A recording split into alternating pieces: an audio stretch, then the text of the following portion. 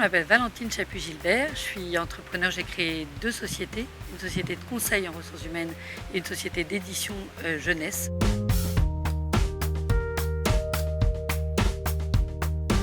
Mon parcours, c'est des études de droit et une business school qui s'appelle l'EM Lyon Business School, après lesquelles je suis rentrée dans le métier des ressources humaines. À 29 ans, je me suis donc mise à mon compte auprès des dirigeants et des directeurs des ressources humaines pour proposer une activité de formation et de coaching.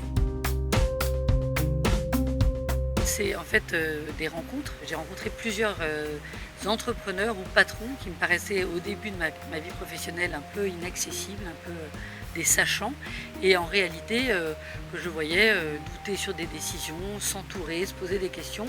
Et ça m'a donné l'impression que c'était pas aussi impossible que ce que j'imaginais. À l'origine, c'est tout simplement mes enfants qui me posaient des questions ou qui s'intéressaient à la vie professionnelle en général et à qui je ne savais pas tellement quoi répondre.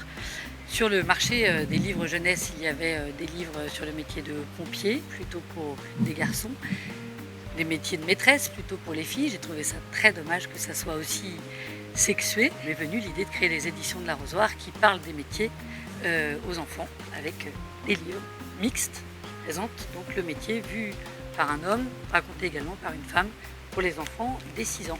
Et ces livres, je les fais avec les entreprises qui m'aident à parler de leur métier.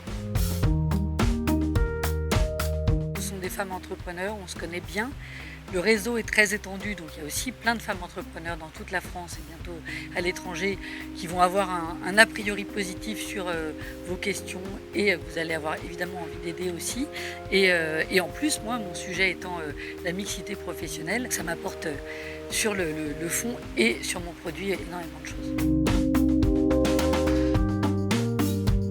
D'abord, c'est croire à son intuition, la cultiver et puis lui donner sa place. Et la deuxième chose, c'est de parler de son projet, même tout petit, le plus possible. En parler dès le début. Il y a moins de chances qu'on vous copie que de chances qu'on vous accompagne.